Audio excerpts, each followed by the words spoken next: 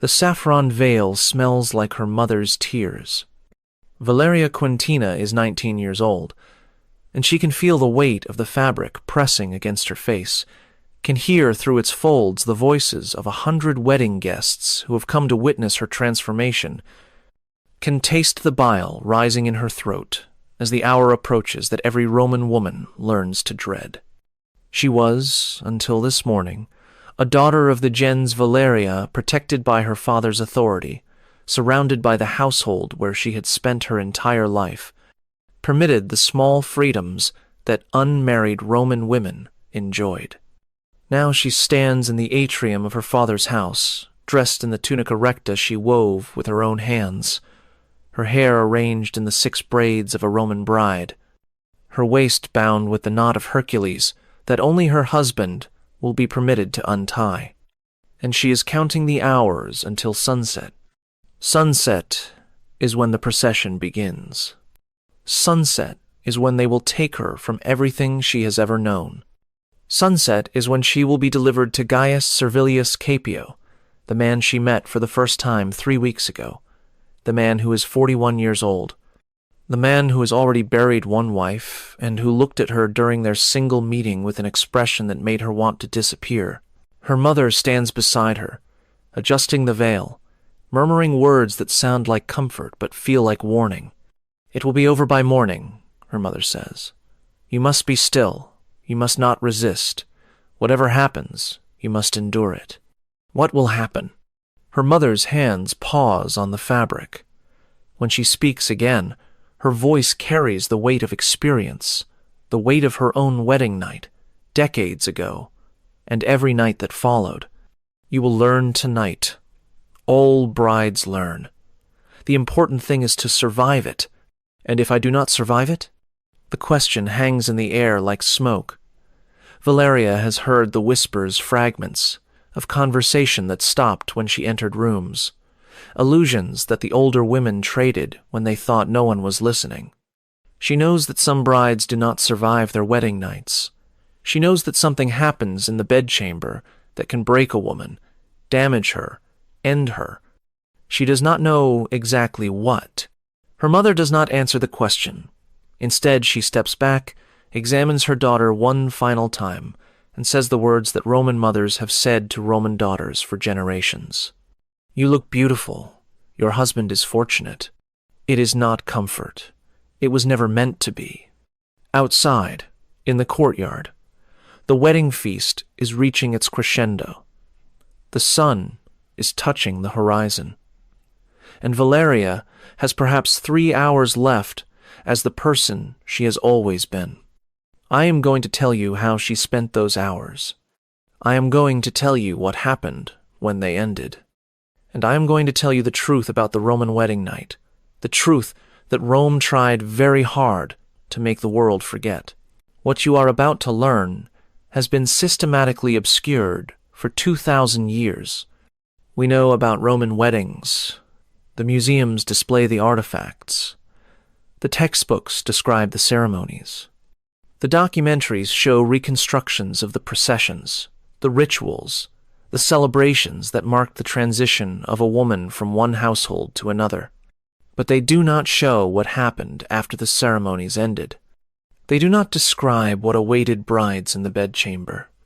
They do not explain why Roman women spoke of their wedding nights in whispers, why mothers wept when their daughters married, why the most common prayer offered at Roman weddings was simply that the bride would survive. Tonight, you will learn what the ceremonies concealed. You will learn about the ritual that every Roman bride faced, the ritual that was so central to Roman marriage and so disturbing to Roman sensibilities that even the Romans themselves preferred not to discuss it directly. You will learn why this night was the night Roman brides feared most. Subscribe now, because this story is going to take you places that the history books deliberately avoid. Comment below, telling me where you are watching from. And settle in, because Valyria's wedding day is about to reach the hour she has been dreading, and I am going to tell you exactly what that hour contained. But first, I need to warn you about something. This video is going to challenge what you think you know about Roman civilization. It is going to show you a side of Rome that does not appear in the tourist brochures or the Hollywood epics. It is going to make you understand why certain aspects of Roman marriage were never discussed openly, never depicted in art, never described in the literature that has survived. Some things were too important to ignore, and too terrible to remember. The Roman wedding night was one of them.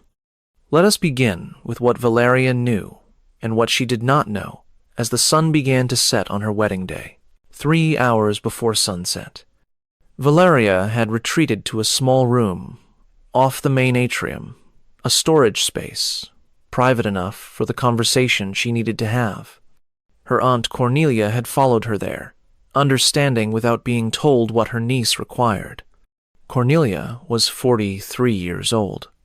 She had been married at 19, widowed at 26, and had refused every offer of remarriage in the 17 years since. When people asked why she remained unmarried, she gave various reasons. Her children needed attention. No suitable match had been found. She was devoted to religious duties. Valyria suspected the truth was simpler. Cornelia had experienced marriage. She had no desire to experience it again. "You want to know what happens tonight," Cornelia said. It was not a question. "Mother will not tell me. The slaves go silent when I ask. Everyone speaks around the subject, but never about it." Valyria's voice was steady, but her hands were trembling. "I need to know what I am facing. What you are facing depends on your husband. Some men are—" Cornelia paused, choosing her words carefully. "Some men understand that their brides are frightened. They take their time. They try to make the experience less damaging. And other men? Other men do not understand, or do not care to understand. They see the wedding night as their right, a right they have purchased, a right they intend to exercise fully, regardless of how their bride experiences it. Which kind is Gaius Servilius? I do not know. His first wife died after 4 years of marriage. She was trying to give him an heir. Her death does not tell us how he treated her in private." Cornelia moved closer, lowering her voice. "But I can tell you what the wedding night involves, what happens in that room, what you need to be prepared for. Please." What Cornelia told her took nearly an hour. She explained the physical realities, what a husband would expect, what a wife was required to provide, what the experience typically involved for a woman who had never known a man before. She explained the legal realities, that a wife's body belonged to her husband under Roman law, that refusal was not merely discouraged, but effectively impossible, that the consequences of resistance could range from beating to divorce to outcomes that no one spoke of directly. She explained the survival strategies, how to make the experience less painful, how to appear willing even when terrified, how to create the impression of submission that some men required before they would moderate their behavior. And she explained something else, something that would stay with Valyria for the rest of her life. "The wedding night is not the end," Cornelia said. "It is the beginning. Whatever happens tonight will happen again tomorrow night, and the night after. And every night your husband chooses to exercise his rights. The women who survive are the women who learn to manage this, who learn to create small spaces of autonomy within total powerlessness, who learn to endure what cannot be prevented." "How do you manage something like that?" "By understanding that your husband is not a monster. He is simply a Roman man, a man who believes he has certain rights, who was raised to exercise those rights, who sees nothing wrong with what he does. You cannot change what he believes. You can only influence how he acts on those beliefs." "Influence how?"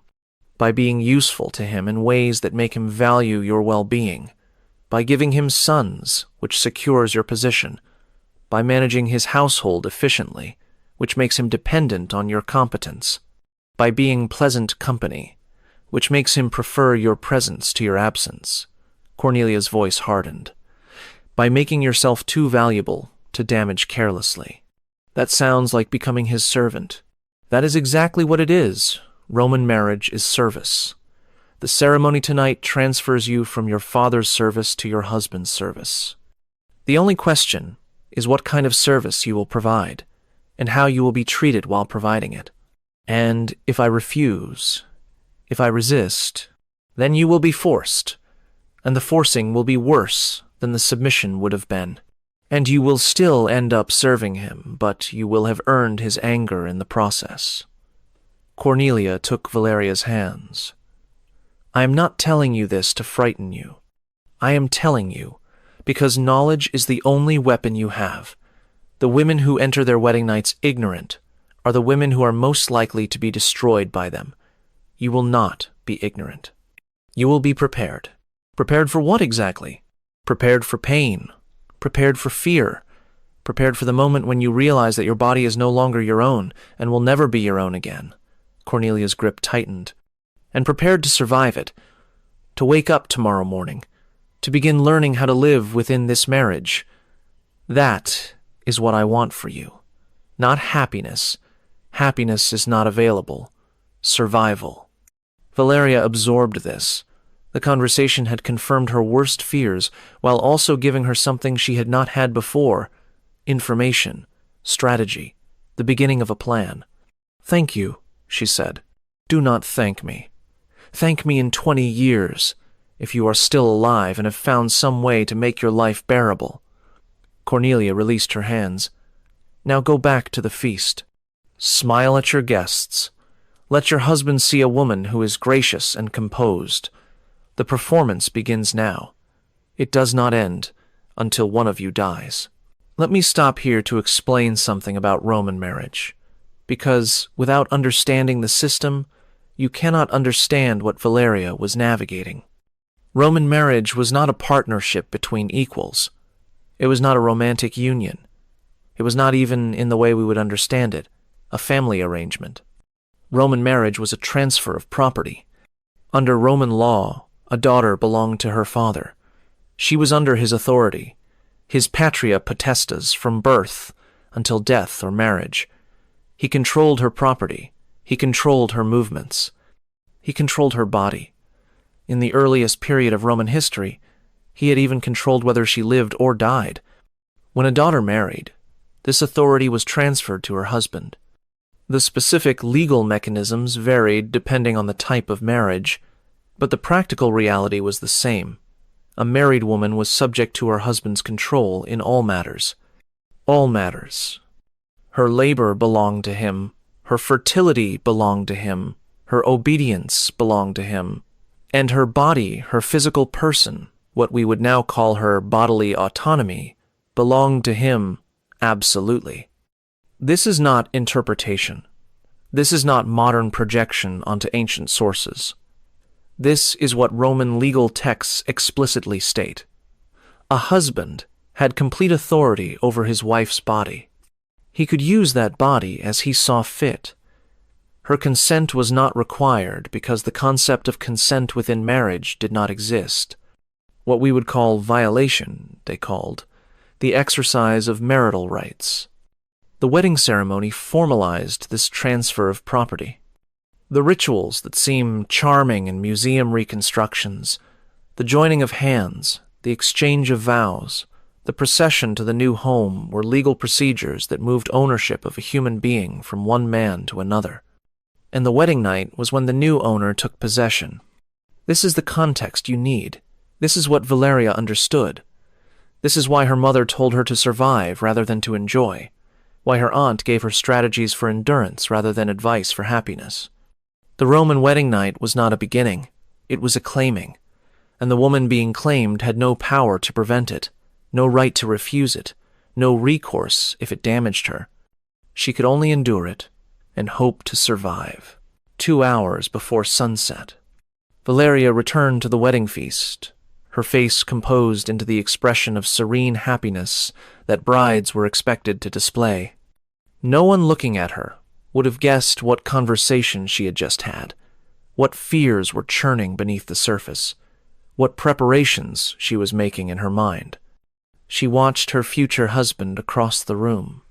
Gaius Servilius Capio was deep in conversation with her father discussing, she assumed, the final details of the property transfer that would accompany her transfer. The dowry, the settlement, the legal arrangements that would govern their marriage. He was 41 years old. His hair was gray at the temples. His face was lined with the evidence of decades of Roman life, political maneuvering, business dealings, military service in his youth. He was not ugly, but neither was he the young man that girls dreamed of marrying. He was a Roman man of a certain age who needed a wife, whose first wife had failed to provide an heir before dying, who had identified Valeria's family as suitable and Valyria herself as acceptable. She tried to read his character from his face, from his gestures, from the way he interacted with the men around him. Was he the kind of man who would be considerate, as her aunt had put it? Or was he the other kind? She could not tell. The social masks that Roman men wore in public were too complete, too practiced. What happened in private, what happened in bedchambers behind closed doors, was invisible from the outside. She would learn tonight. One way or another, she would learn. Her mother appeared beside her. "You spoke with Cornelia." It was not a question. In a Roman household, nothing went unobserved. "Yes. She told you what to expect. She told me what she could." Her mother was quiet for a moment. When she spoke, her voice carried something that Valyria had not heard before, something raw, something personal. "I was 19 when I married your father. I did not have a Cornelia to prepare me. I entered my wedding night knowing nothing except that I was frightened." She paused. "I survived. You will survive too. Our family survives. It is what we do." "Was father—" Valyria hesitated. "Was he considerate?" "Your father was what he was, what all Roman men are. He exercised his rights. I fulfilled my duties. We built a household together, raised children together, created a life that functions." Her mother's voice was carefully neutral.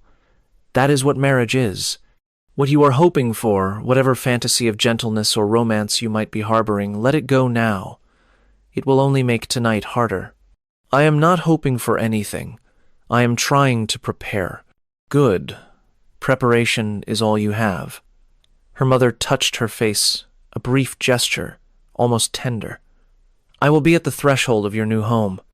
The ritual requires me to be there when they carry you inside.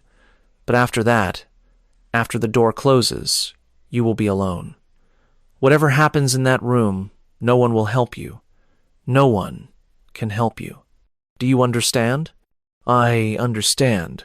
Then you are as ready as you can be. The rest is up to your husband, and whatever gods are watching."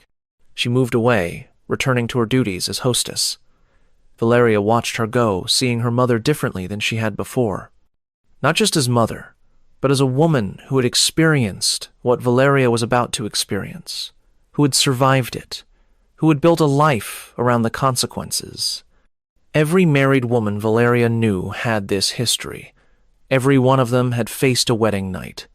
Every one of them carried whatever had happened behind their composed Roman faces. The silence around the subject was not mystery. It was collective trauma, buried so deep that speaking of it was nearly impossible. Tonight, Valyria would join them, 1 hour before sunset. The preparations for the procession were beginning. Slaves moved through the house, lighting torches that would illuminate the walk from her father's house to her husband's. Musicians were gathering their instruments.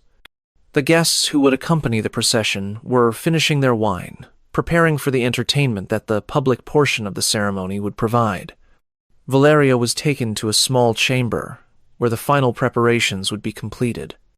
The pranuba, the matron of honor, a married woman whose own wedding had been successful enough to make her presence auspicious, helped Valyria with the final elements of her costume. The flame-colored veil was adjusted. The wreath of flowers was secured. The knot at her waist was checked to ensure it was tied correctly. "You know what this knot represents," the pranuba said. "Only my husband may untie it. Only your husband may untie it tonight, but after tonight the knot becomes a symbol, a reminder that you are his and he is.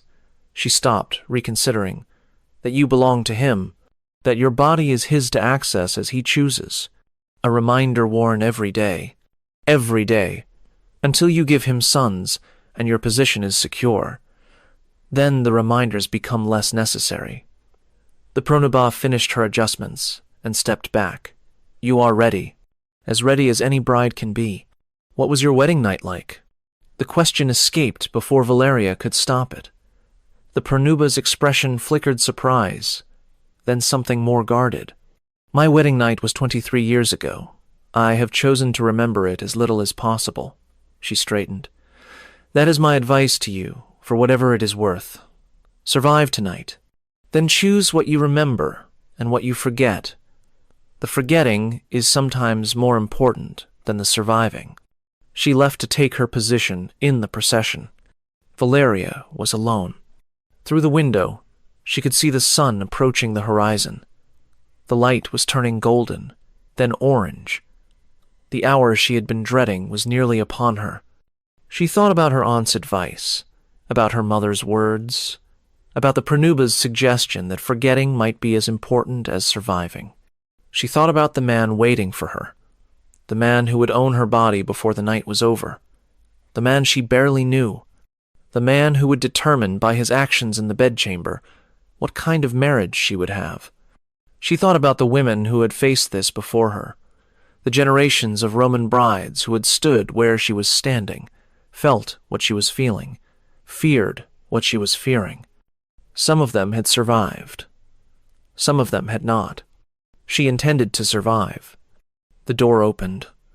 A servant announced that the procession was ready. Valyria took a breath, adjusted her veil, and walked out to meet her fate. The procession was magnificent and terrible. Torches blazed against the darkening sky. Musicians played the traditional melodies that had accompanied Roman brides for centuries.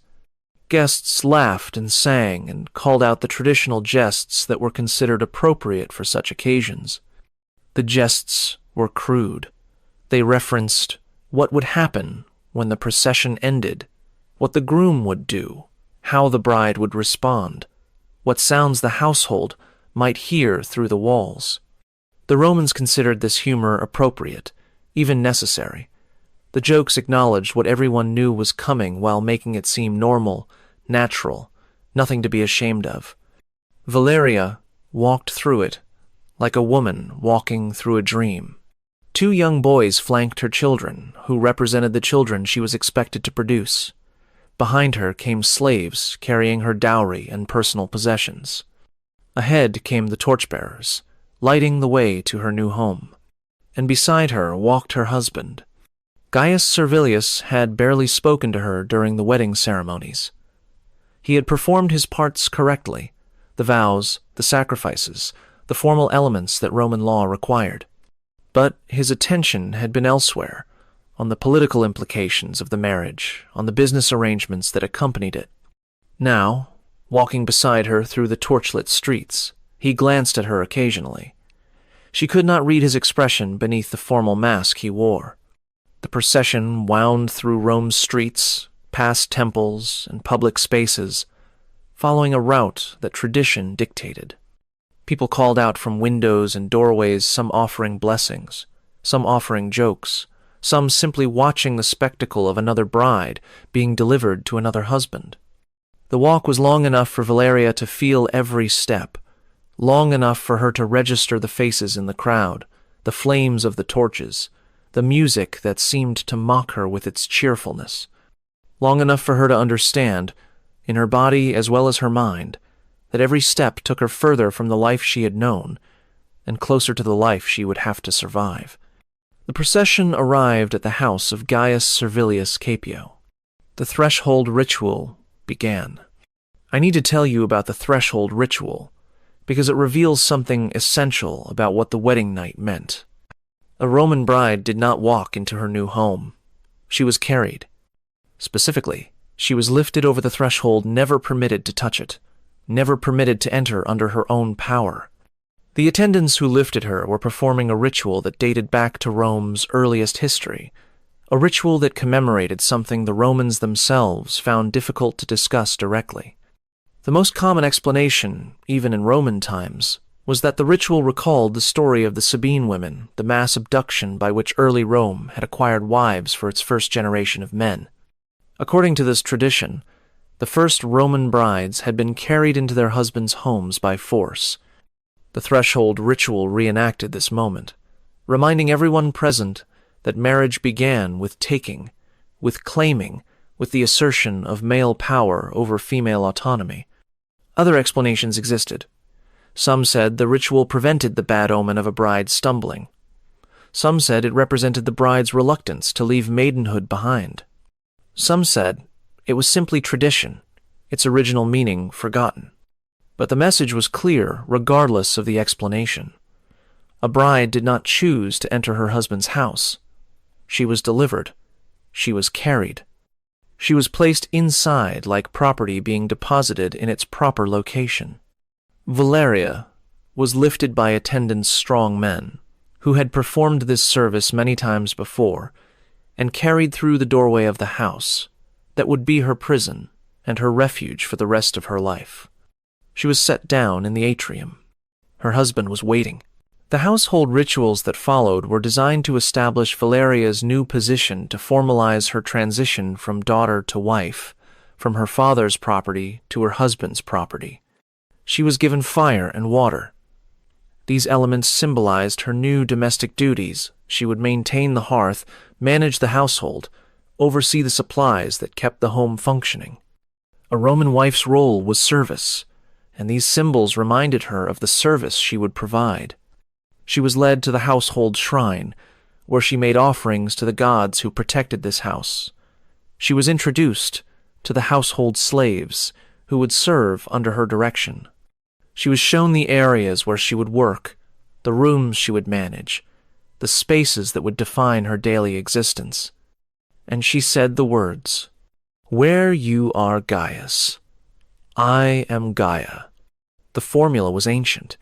It meant that she had no identity apart from her husband, that her name itself was subsumed into his, that the person she had been Valyria Quentina, daughter of the gens Valyria, was being dissolved into someone new, the wife of Gaius Servilius Caepio, a woman defined entirely by her relationship to the man who owned her. The guests cheered. Wine was drunk. Blessings were offered. And then the moment arrived that all the rituals had been building toward. The pronuba took Valyria's hand. "It is time," she said. The bedchamber had been prepared according to tradition. The lectus genialis, the marriage bed, stood against the wall, decorated with flowers and fine fabrics. Oil lamps cast soft light that could not quite disguise the room's purpose. Incense burned in the corners, filling the air with heavy sweetness. Valyria stood in the center of the room, her heart pounding so hard she could feel it in her throat. The pronuba helped her remove her outer garments. Not everything she would keep the tunica recta, the dress she had woven herself, until her husband removed it. But the veil was lifted away. The wreath was set aside. The decorations that had marked her as a bride were stripped off one by one. "I will be outside," the pronuba said, "until I hear—" She stopped. "Until I know the marriage has been completed. If you need anything before then, call for me." What might I need? The pronuba's face revealed nothing. Probably nothing. Most wedding nights pass without incident. But if something happens, if you require assistance, I will be here. The words were not comforting. They confirmed that something might happen. That brides sometimes needed assistance. That the woman waiting outside expected the possibility of a crisis. The pronuba left. Valyria was alone in the room where everything would change. She had perhaps minutes before her husband arrived. She used them to prepare herself to remember her aunt's advice, to steady her breathing, to assume the expression of willing acceptance that might make what was coming slightly more bearable. The door opened. Gaius Servilius Caepio entered the bedchamber, that was now his to command. He had removed his formal toga. He wore only a tunic now, loose, simple, easily shed. In his hand he carried a cup of wine, which he finished as he entered. He looked at her. She looked at him. For a long moment, neither spoke. Then he moved toward her, set down the empty cup, and circled her, slowly examining her from every angle, as if assessing merchandise he had purchased. "You are frightened," he said. "Yes, that is normal. All brides are frightened on their wedding night." His voice was matter-of-fact, neither cruel nor kind. "I am going to tell you what will happen now. You will remove your tunica. I will examine what I have acquired. Then I will claim my rights as your husband. Do you understand?" "Yes." "Good. Begin." She reached for the knot of Hercules at her waist, the knot her mother had tied that morning, the knot that only her husband was permitted to untie. "Stop." He moved closer. "I will do that." His hands replaced hers. He worked the knot slowly, taking his time, savoring the moment. It came undone in seconds. The tunica loosened. He pushed it from her shoulders. It fell to the floor. She was exposed before him. He circled her again, his eyes moving over her body with the attention of an inspector reviewing inventory. His hands touched her occasionally, her shoulder, her hip, her back, clinical touches that assessed rather than caressed. "You are acceptable," he said finally. "Healthy, well-formed, suitable for bearing children." He gestured toward the bed. "Lie down." She walked to the bed. She lay down. She arranged herself as she had been told to arrange herself, available, accessible, offering no resistance. He removed his tunic. He approached the bed. And what happened next was exactly what her aunt had described, what her mother had alluded to, what every Roman bride learned on her wedding night. I am not going to describe the details of what occurred in that room. I am not going to describe it because the details are not the point. The details varied from marriage to marriage, from husband to husband, from wedding night to wedding night. Some men were brutal. Some were merely businesslike. Some, a few, were genuinely gentle. But the fundamental reality was the same, regardless of the details. A woman who had never known a man was required to submit to one. A body that had been her own became property to be used. A person who had been protected as a daughter became available as a wife. And she had no power to prevent any of it. Valyria experienced what Roman brides experienced. She felt what Roman brides felt. She understood, in her body and her mind, what it meant to be claimed as property. It hurt. She had been warned that it would hurt, and it did. The physical reality of what her husband did, what Roman law gave him the right to do, was painful in ways she had not fully imagined despite the warnings. But she remembered her aunt's advice. She did not resist. She made herself as still as possible, as accommodating as possible. She performed the appearance of acceptance that her aunt had said might moderate her husband's behavior. Whether it worked, she could not tell. Whether Gaius Servilius was being considerate or not, she had no baseline for comparison. She only knew that it was happening, that she was enduring it, that every moment that passed was a moment closer to it being over.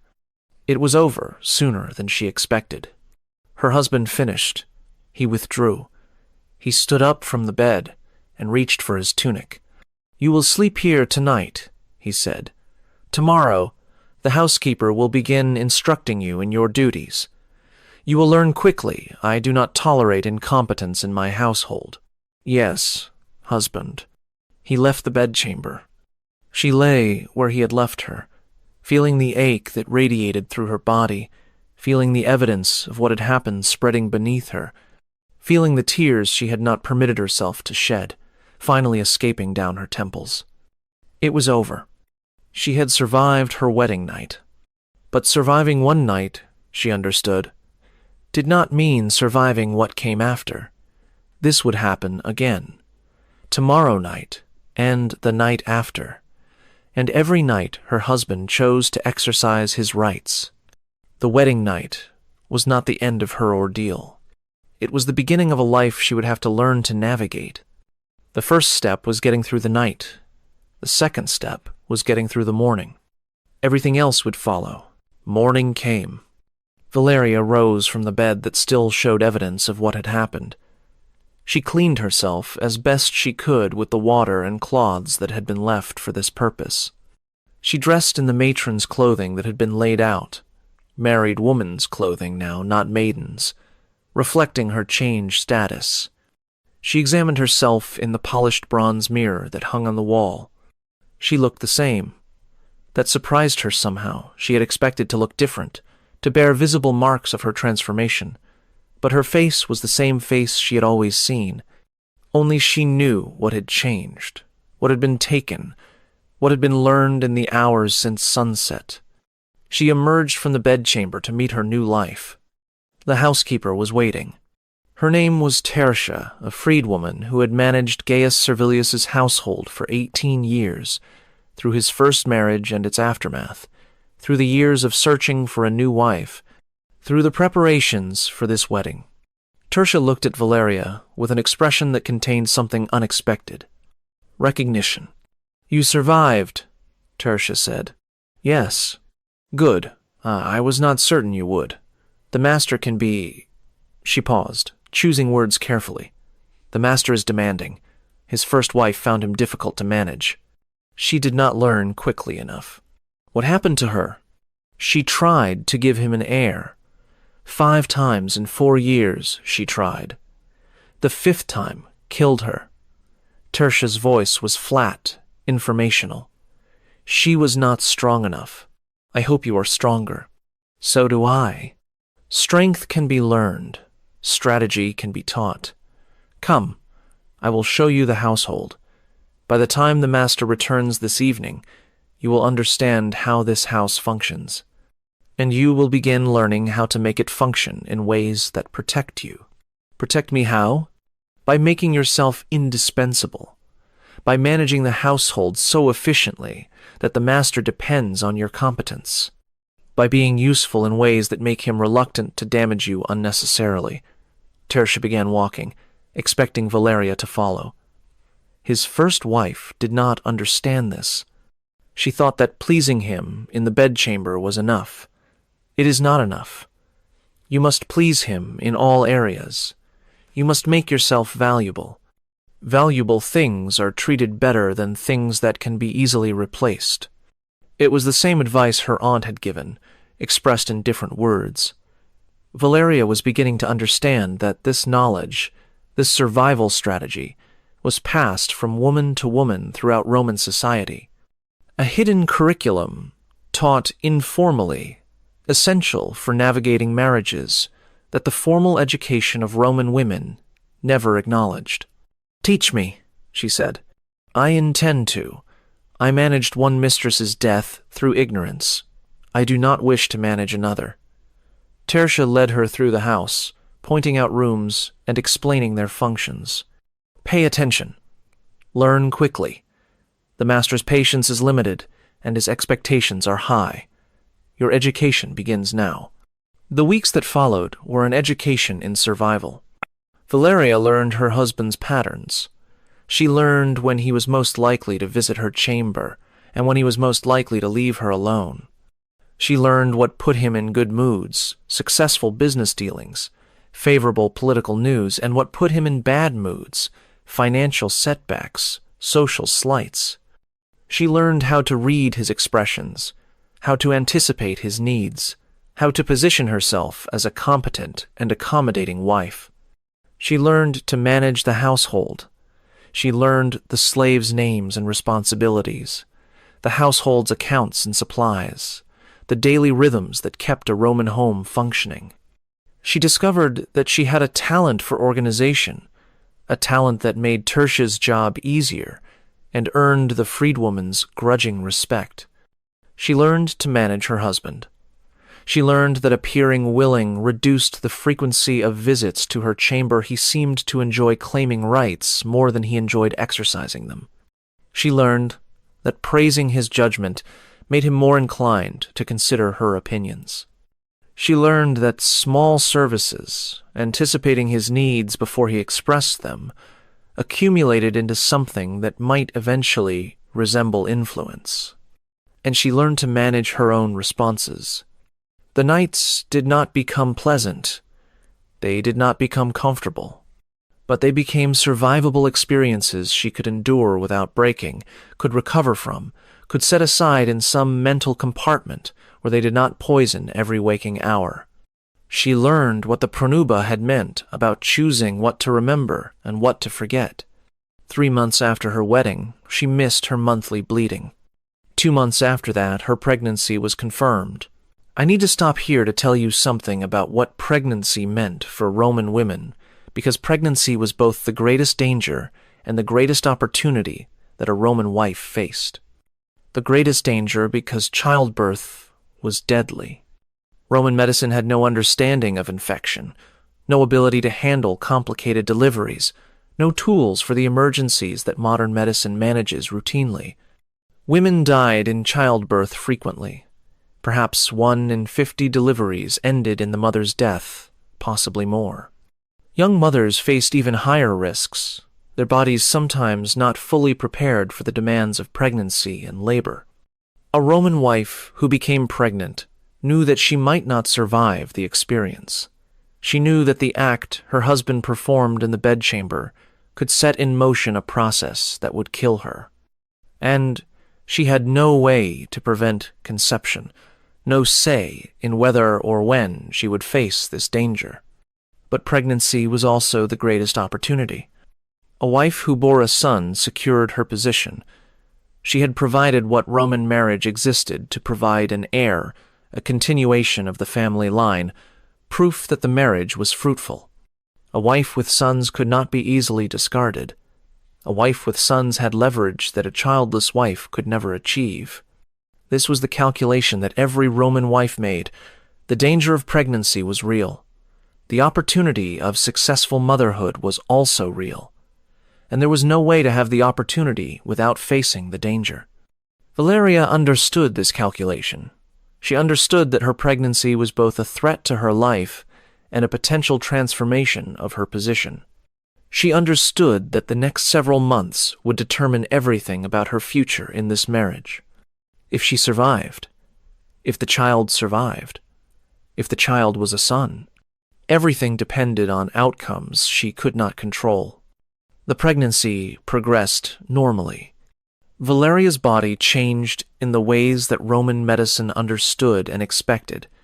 Her household duties were reduced as her condition became more apparent. Her husband's visits to her chamber decreased. He would not risk damaging the heir she might be carrying. This respite was welcome. For the first time since her wedding night, Valyria had stretches of days without having to perform the availability that marriage required. She could sleep through the night without wondering if her door would open. She could wake in the morning without dreading what the evening would bring. She used the time to consolidate her position. She deepened her relationships with the household slaves, learning their concerns and addressing what she could. She strengthened her alliance with Tertia, who had become something approaching a mentor. She established contact with other married women in neighboring households, beginning to build the network of mutual support that Roman women maintained outside their husbands' awareness. And she prepared for childbirth. The older women in her network shared what knowledge they had, what to expect, what could go wrong, what strategies might help. They shared stories of births they had attended, births they had survived, births that had ended badly. They did not hide the danger, but they also did not let the danger become paralyzing. "You will face it when it comes," one woman told her. "There is no way to prepare fully. You can only prepare as much as possible and trust that your body will do what it needs to do. And if my body cannot do it, then you will die, and someone else will raise your child. That is the truth that no one wants to speak, but it is truth. Every mother faces it. Every mother survives the facing or does not survive the birth. The woman's voice was not cruel. It was honest. But most mothers survive. The danger is real, but the survival is more common than the danger. Remember that. Valyria remembered. When the labor began in the 7th month, earlier than expected, she remembered. The birth was difficult. 23 hours of labor, complications that the midwife had to manage with skills passed down through generations of women helping women. Moments when Valyria was certain she would die, when the pain seemed impossible to survive, when she understood in her body why so many women did not return from the journey she was taking. But she did return. She survived. And when it was over, when the blood and the screaming and the terror had finally ended, she held in her arms a living child. A son. A healthy, screaming, perfect son. She had done it. She had provided what Roman marriage demanded. She had produced an heir for Gaius Servilius Caepio, a boy who would carry his father's name and inherit his father's property. Her position was transformed. Her husband visited her recovery room, the first time he had come to her outside the bedchamber since their wedding. He looked at the child with an expression she had never seen on his face before. Satisfaction, pride. Something that might almost have been gratitude. "You have done well," he said. "This changes things." "Changes them how?" "You are now the mother of my heir. Your comfort and well-being are matters of importance. Your position in this household is secure." He paused. "I am not ungrateful. You will find that I reward competence and success. You have demonstrated both." It was not love. It was not warmth. But it was recognition, acknowledgement that she had value beyond her body's availability, that she had accomplished something that mattered. It was the beginning of a different kind of marriage. Not a partnership. Roman marriages were never partnerships, but an arrangement in which Valyria had power she had not had before, influence she had not possessed, security that had seemed impossible on her wedding night. She had survived. She had succeeded. And now she would learn what she could build on that foundation. The years that followed were not happy. Happiness was not available within Roman marriage, her aunt had told her that, and experience confirmed it. But they were survivable. They were sometimes even satisfying, in the way that competence and influence and security can be satisfying. Valyria bore 3 more children, 2 more sons, then a daughter. Each pregnancy carried the danger of death. Each birth was survived. Her position as mother of multiple heirs became unassailable. Her husband's visits to her chamber continued, but became less frequent as the years passed. Age diminished his appetite. Other interests occupied his attention. And Valyria had learned so well how to manage him that he barely noticed how completely she had taken control of the household. She maintained the network of women that she had begun building during her first pregnancy. She helped other brides prepare for their wedding nights. She supported wives whose husbands were violent. She used her position to create small protections for women who had no protections of their own. This was what Roman women did. This was how they survived a system that gave them no rights, no protections, no recourse. They built networks. They passed knowledge. They helped each other endure. When her husband died, 22 years after their wedding, when Valyria was 41 years old, she discovered something unexpected. Relief. The burden she had carried since her wedding night, the weight of belonging to someone else, of having her body subject to another person's will lifted. She was a widow now. Her sons were grown. Her property was her own. For the first time since she was 19 years old, she was free. She did not remarry. She had experienced enough of marriage to know that freedom was precious, that autonomy was worth more than the security that a second husband might provide. She spent her remaining years doing what she had begun during her marriage, helping other women, teaching brides, survival strategies, supporting wives in crisis, using her resources to create spaces of safety within a system designed to make women powerless. This was her legacy. Not monuments or political achievements, those were available only to men, but a quieter legacy. The women she helped, the knowledge she passed on, the network she strengthened. It was something. In a world that gave women almost nothing, it was something. What you have learned tonight is the reality behind the Roman wedding. The Roman wedding was not a celebration of love or partnership. It was a transfer of property, a ceremony that moved ownership of a woman's body from her father to her husband. The wedding night was not a romantic beginning. It was the first exercise of ownership, the moment when a husband demonstrated his rights over a wife who had no power to refuse him. The marriages that followed were not unions of equals. They were institutions of control, in which wives had no legal authority over their own bodies, no recourse when husbands chose to be harsh, no escape from arrangements that modern observers would recognize as systematic mistreatment. This was the night Roman brides feared most. This was the ritual that Rome tried to hide from history. But the women who experienced it found ways to survive. They built networks of mutual support. They passed knowledge from generation to generation. They created strategies for managing the unmanageable, for enduring the unendurable, for maintaining humanity within a system designed to deny them humanity. Remember Valyria Quentina.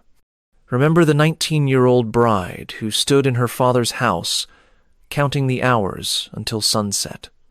Remember the conversations with her aunt and her mother, the warnings and strategies passed from woman to woman. Remember the wedding night, the examination, the claiming, the pain, the survival. Remember the years that followed, the pregnancies and dangers, the children and calculations, the slow accumulation of influence within powerlessness. Remember the widow who finally tasted freedom at 41 and spent her remaining years helping other women survive. Remember that Valyria was not exceptional. She was ordinary, an ordinary Roman wife, experiencing what millions of Roman wives experienced. Her story is their story. Her survival is their survival.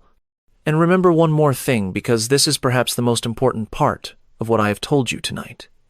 The Roman marriage system did not end when Rome fell. The legal principle that a husband owned his wife's body persisted in Western law for centuries. The concept that a wife could not refuse her husband remained embedded in legal codes across Europe and its colonies. The wedding night ritual, in various forms, continued to be an experience that women faced without recourse. In England, the legal doctrine that a husband could not violate his wife because a wife's consent was given permanently at marriage remained law until 1991. 1991, within living memory, within the lifetime of people watching this video. The Roman wedding night, the ritual of claiming, the absence of consent, the treatment of women's bodies as property to be used, was not ancient history. Its consequences shaped law and custom for 2,000 years. Its echoes continue to shape attitudes and assumptions today. This is why the history matters, not as an artifact of a dead civilization, but as the foundation of patterns that persist. The progress that has been made, the recognition that wives are people rather than property, that consent matters within marriage, that women have rights over their own bodies, is recent. It is incomplete. It is constantly under pressure. Remember what Roman brides faced. Remember that what they faced did not disappear when Rome fell. Remember that vigilance is required to prevent its return. Subscribe if you want more hidden histories revealed. Comment below telling me where you are watching from. Share this video with anyone who has romanticized Roman marriage or dismissed ancient women's experiences as irrelevant to the present. The Roman wedding night was the night that brides feared most. The Roman wedding ritual was what Rome tried to hide from history. Now you know what they hid. Now you understand why they hid it. Remember,